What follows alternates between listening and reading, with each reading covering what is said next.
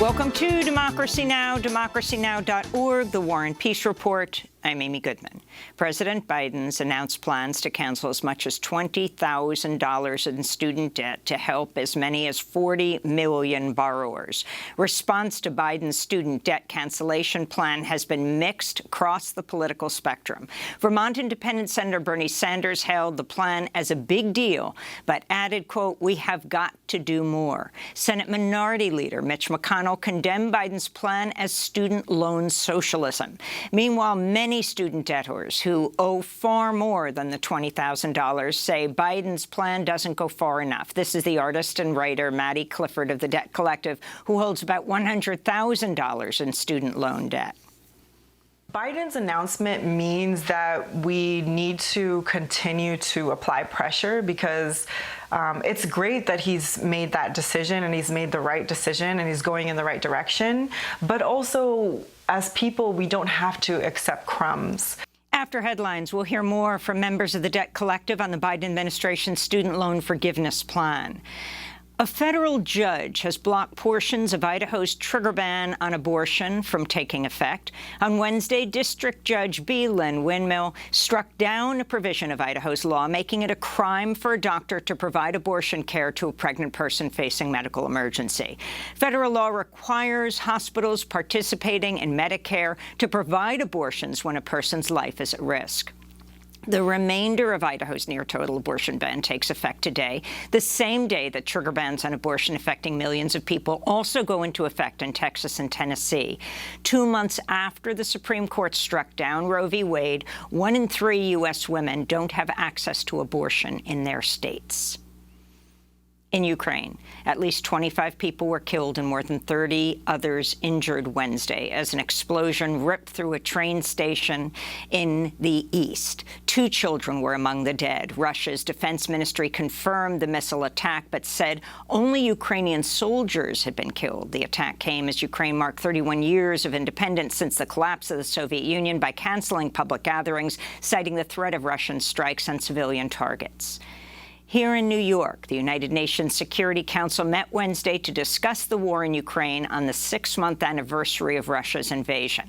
UN Secretary General Antonio Guterres urged an end to what he called Russia's senseless war. During this devastating period, thousands of civilians have been killed and injured, including hundreds of children. And countless others have lost their family members, friends, and loved ones. The world has seen grave violations of international human rights law and international humanitarian law committed with little to no accountability. And millions of Ukrainians have lost their homes and their worldly possessions, becoming internally displaced or refugees. In Russia, police arrested a prominent opposition leader Wednesday on charges of discrediting the Russian army. Yevgeny Roizman, the 59-year-old former mayor of Russia's 4th-largest city, faces 3 years in prison under a new censorship law signed by President Vladimir Putin in March. Roizman said Wednesday his arrest came after he refused to describe Russia's war in Ukraine as a special military operation and instead publicly called it an invasion. In Ethiopia, the United Nations is calling for a renewed ceasefire after fighting erupted between government forces and separatist rebels in the northern region of Tigray. Both sides are accusing each other of being the first to break a 5-month-old truce. The United Nations is calling for the resumption of peace talks and full access to the region, where some 30% of children face malnutrition amidst one of the world's worst humanitarian crises. In California, environmental regulators are voting today on a plan to ban the sale of new gasoline-powered automobiles by 2035, with only zero-emission vehicles and a limited number of plug-in hybrids available after that date. The decision by California's Air Resources Board will likely accelerate the U.S. transition to an electric vehicle fleet.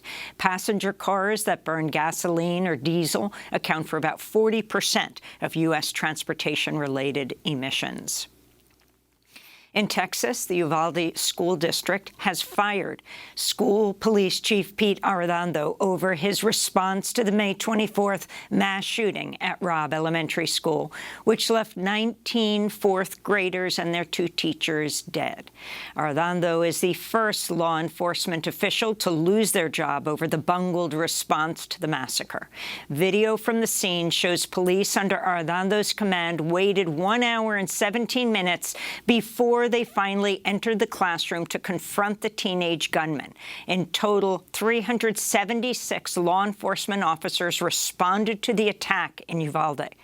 The school board's decision to fire Arredondo came exactly 3 months after the massacre. It followed angry public calls for his ouster. This is 10-year-old Caitlin Gonzalez, a Robb Elementary School 4th grader who lost 2 of her best friends in the shooting. If a law enforcement's job is to protect and serve, why didn't they protect and serve my friends and teachers on May 24th?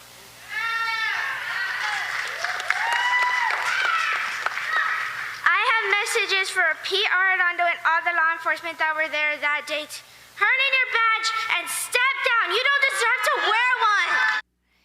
Pete Arredondo skipped Wednesday's meeting, saying he feared for his physical safety. In a statement, he called his firing an unconstitutional public lynching and demanded he be immediately reinstated with full back pay and benefits. In Oklahoma, Republican Governor Kevin Stitt has ordered condemned prisoner James Coddington to be put to death by means of lethal injection today, despite a vote by Oklahoma's Pardon and Parole Board to grant him clemency. Coddington is the first of 25 Oklahoma men scheduled to die over the next 2 years. Many suffer severe mental illness and had trials marked by racial bias and prosecutorial misconduct. It's Oklahoma's 5th planned execution since October, when it resumed the death penalty after a 6-year hiatus that followed a botched execution in 2015. After headlines, we'll hear from anti-death penalty activist Sister Helen Prejean and get the latest from Oklahoma. A new report finds nearly 50,000 prisoners across the United States are being held in prolonged solitary confinement, conditions the United Nations considers tantamount to torture. Researchers at Yale Law School found some 6,000 of the prisoners have been held in isolation for over a year. The UN Special Rapporteur on Torture says such practices are prohibited under international law and can lead to severe and irreparable psychological and physical consequences. In related news, Brown University says it's acquired personal papers of longtime prisoner and author Mumia Abu-Jamal, including his prison records, correspondence, and artwork. The materials will anchor Brown's new Voices of Mass Incarceration collection at the John Hay Library, focused on first-person accounts of incarceration. In Columbus, Ohio, 4,500 unionized teachers have ended a 4-day strike after reaching tentative agreement with the Columbus Board of Education. The deal will allow students to return to class next Monday. The teachers, librarians, counselors were seeking pay increases, smaller class sizes, and improvements to heating and air conditioning in classrooms. And in the occupied West Bank, a Palestinian hunger striker held by Israel is in critical condition and could die at any moment, according to the doctor who examined him earlier this week. Khalil Awalda has been on a hunger strike since March in protest of his so-called administrative detention, the Israeli policy of holding Palestinians without charge for up to years at a time. Awalda spoke to reporters from his hospital bed Wednesday.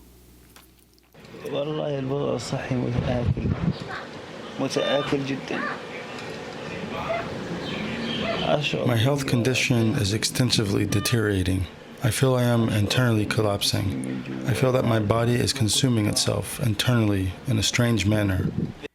On Sunday, Israel's Supreme Court rejected an appeal by Awalda's lawyers demanding his immediate release due to his failing health. His family called the court's decision a death sentence. This is Khalil's father, Mohammed Awalda. When we first saw his picture on his lawyer's camera, we were surprised and shocked over his health condition. He now weighs 38 kilograms. He used to weigh 86.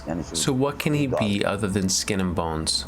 Meanwhile, over 50 Israeli civil society groups have condemned Israel's raid on 7 Palestinian civil society groups in the occupied West Bank last week. Israeli soldiers confiscated items and files before leaving behind notices declaring the groups unlawful. In October, the Israeli Defense Minister Benny Gantz labeled 6 of the groups terrorist organizations. Many international observers, including 9 European nations, have condemned the designation. Even the U.S. Central Intelligence Agency rejected tying the NGOs to terrorism in a classified assessment, according to The Guardian newspaper. And those are some of the headlines. This is Democracy Now!, democracynow.org, The War and Peace Report. I'm Amy Goodman.